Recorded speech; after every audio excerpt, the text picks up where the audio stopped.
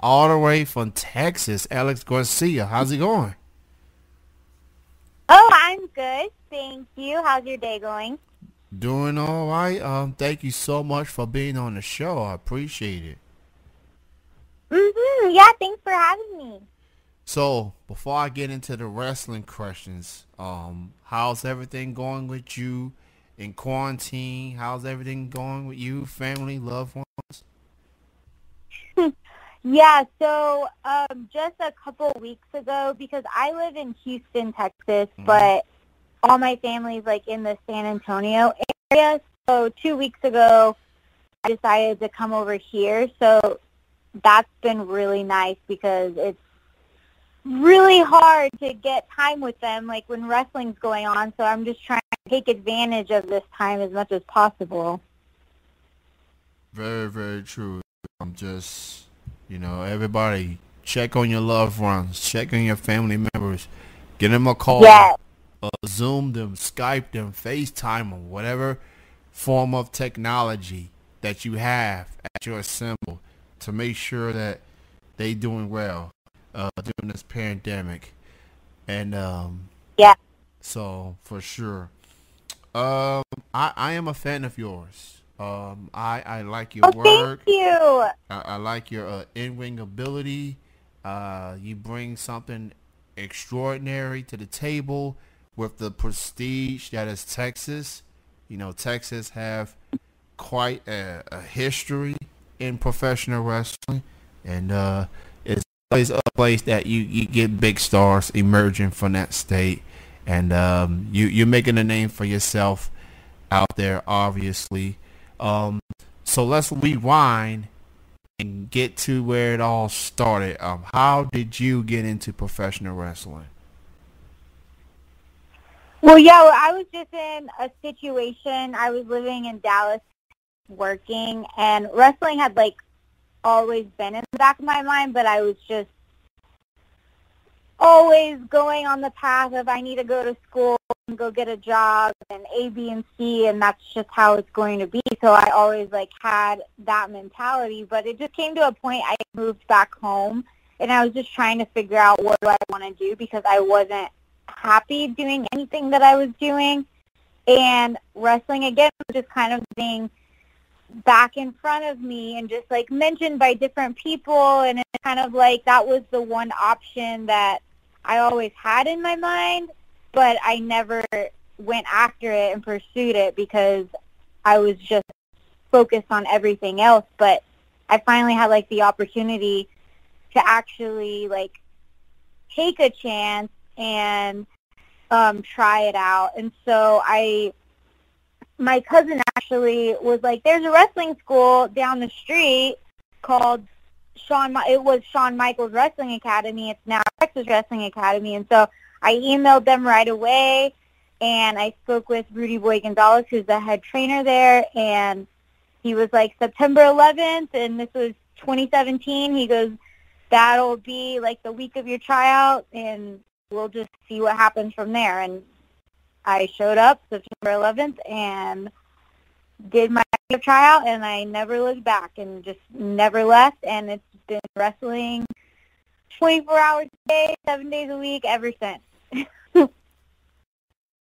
And as they say, things turn out very well.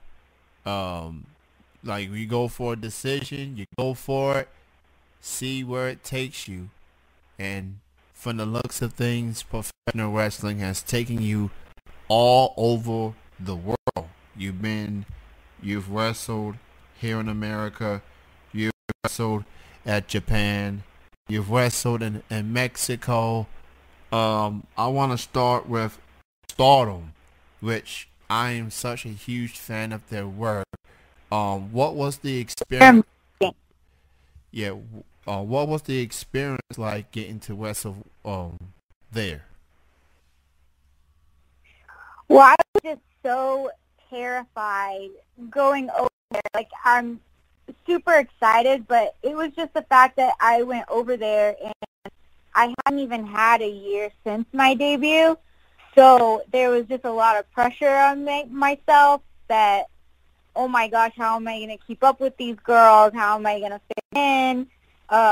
They have amazing talent over there. I mean, like, I don't think anyone will argue that they are some of the best in the world. And so getting to be in the ring with them, and I went over there and everyone just welcomed me with open arms and was just so selfless and willing to teach me. And never did I feel like I was at the level I was at, because these girls are amazing, and I'm obviously coming in. It doesn't matter how fast I can pick things up or how talented someone says I am or this or that. Like, reality was, like, I only had about a year of experience.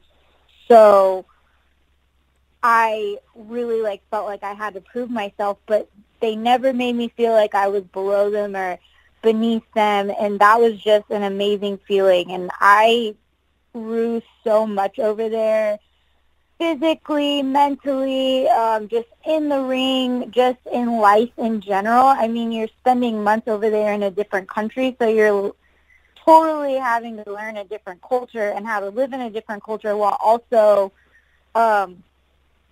having the responsibility of producing a product that they bring you in for with the wrestling and being on that type of stage. So that was an experience, like, I will always be thankful for, and definitely it was somewhere where I'm like, I want to go back here, and it just motivated me even more. So when I came back to America, I was like, I want to do this, and I felt like so much more confident in the ring, and I know I have so much more to learn and so much more growth to have, but it gave me the confidence that, okay, like, I know where I'm at, I know where I want to be now. Let me put all the pieces together so I can just keep trying to get better every single day. You definitely learned a lot there, and they took one of their own, and that's very encouraging.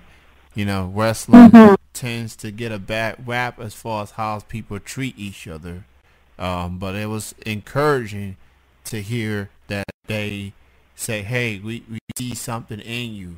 We're going to help you through, you know, regardless of the experience. And you held your own, and things turned out very well.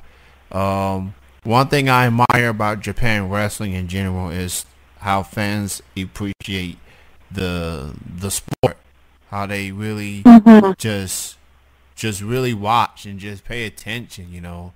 And it's such an incredible thing. I would love to go to Japan one day. You need to. I would love to. Once we all get off of this quarantine times.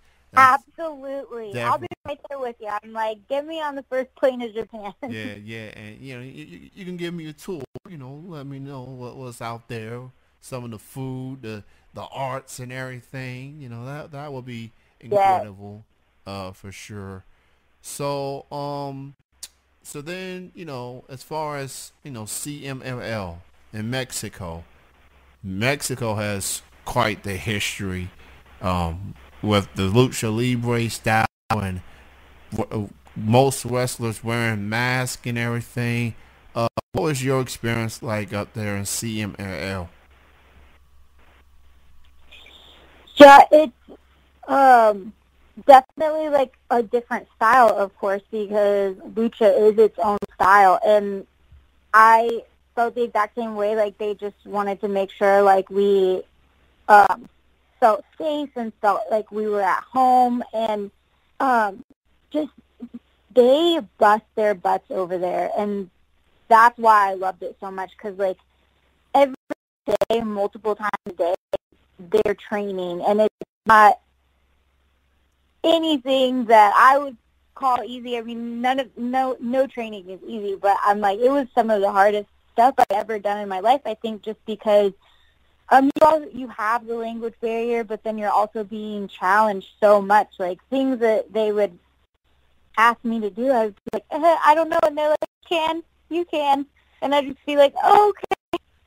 So I'm like, that's what like pushed me even further also was because they were pushing me because they're like, we know you can do it. You just have to believe you can do it.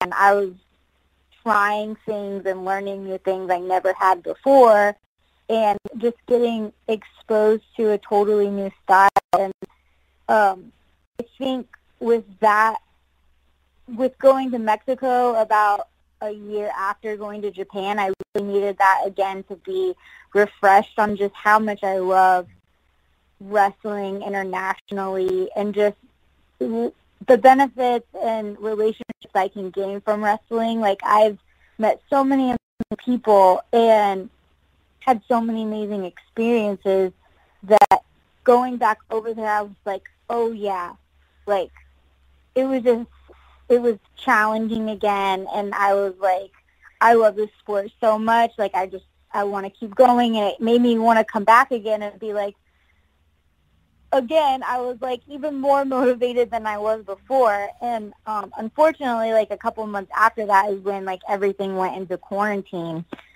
because hopefully, well, we were talking on like I wanted to go over there again, so, and how to get me back. But of course, we've been stuck here for a while, so that was Pretty much. kind of not the end of that, but everything's kind of like on hold.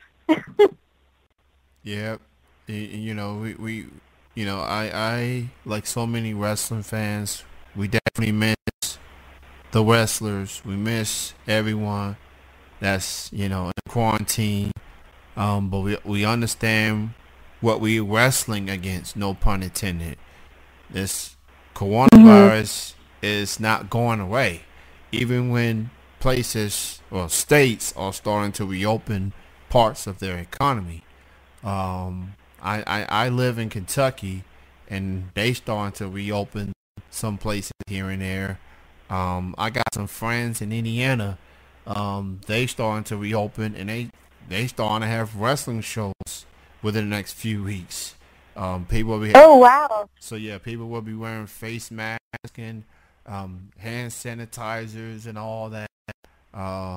So while there is some hope of, you know, wrestling, you know, independent wrestling coming back, it'll be under really strict circumstances.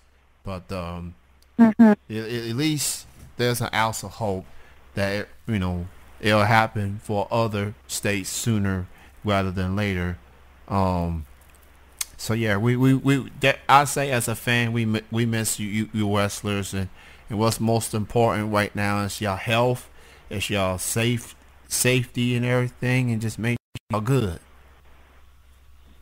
Yeah, thank you. And that's for everyone. And then it's the same back. Like, we miss the fans, and it's wrestling is like a cure for so many people in so many ways. And I just think that so many people are like lacking like their outlets. And so like I feel like as long as everyone's doing their part to like do their best and to hopefully get things up and running like the best we can whenever we can, then there's a lot of hope for the future, and I feel like it's going to come back even better than before. Very, very true. So while wrestlers and wrestling shows wait and wonder when they'll be able to resume, you fans, fellow fans out there, can help wrestlers like Alex by buying their merchandise. I see you have a website for merch. It's at alexgarcia.bigcartel.com. She's got autographs to choose from. So if you are financially able to, please go buy their merch. You know, check up on them, see how they doing, and just spread the word. You know, and I look forward to seeing Alex Garcia one day. I love the state of Texas. Oh, yes. I love the state of Texas, and I will make sure to buy one of your autograph photos. I'm fortunate to get my job back a few weeks ago, and I'm doing what I can. Oh, that's amazing. So I'm doing what I can to help support my independent wrestling friends that are not able to work right now. And since I'm interviewing you, I'll definitely be buying some merch by Oh, next. thank you. So now with Texas wrestling, you I see you are part of Reality of Wrestling, which is Booker T's wrestling promotion. Um, Booker Yes. T is hands down one of my favorite wrestlers of all time. I have the privilege of meeting him at a Comic Con in Kentucky about 2 years ago. Oh Genuine, my God. How was that experience for you? it was a childhood dream come true. I looked up to him. When he won that WCW championship for the first time, I got teary eyed. Cause Oh, a guy of my skin color to win that championship definitely meant a lot. Obviously, Juan Simmons won it before him, but I actually got to watch it unfold. And for Booker to win that title, I told him that, and he just had a big smile on his face with the long dreadlocks. Um, it was just, can you dig it, sucker? Like, what's that experience like? Being part of Reality of Wrestling and seeing him at the show, seeing you wrestlers perform. What's that like? well, yeah, I mean, like, he'll be at the gym. And so when we're there, we'll do matches for him and just to get feedback and be able to get critiques from him. And so, I mean, his input is invaluable. Like, you can't compare to five times. Like, you can't compare to getting feedback as a wrestler from a wrestler, like, at his capacity, So anything he says, like, I know me personally, like, I'm just there trying to soak things up like a sponge and just really try to let everything resonate with me because, like, I value everything that he tells me. I mean, he's in the position he is, and he's accomplished the things that he has for a reason. So it's really comforting knowing that you're in an environment where you know that what you're being told and what you're being taught is what you're supposed to be being told and what you're supposed to be being taught. So that's really refreshing and comforting coming from a worker, Very, very true. And I hear so much good things about Booker. How he Oh, yeah. he's a genuine good dude. Very, very forthcoming. Absolutely. And he'll make you laugh here and there. And he's a good person. Especially if you are a up and coming wrestler trying to get yourself into the business. He's a helping hand, gives wrestlers like myself a platform. Reality of Wrestling is one of the top promotions in Texas, and y'all made great strides over there. And with the history of Texas wrestling, like, how do you feel about Texas overall as far as wrestling promotions, talent out there? Like, how do you feel about Texas and wrestling right now? I mean, I think it's amazing how much wrestling there is in Texas because you can find shows here no matter where you are on any weekend pretty much because there are so many wrestlers and there are so many promotions. And so that's really cool and that's really fun. So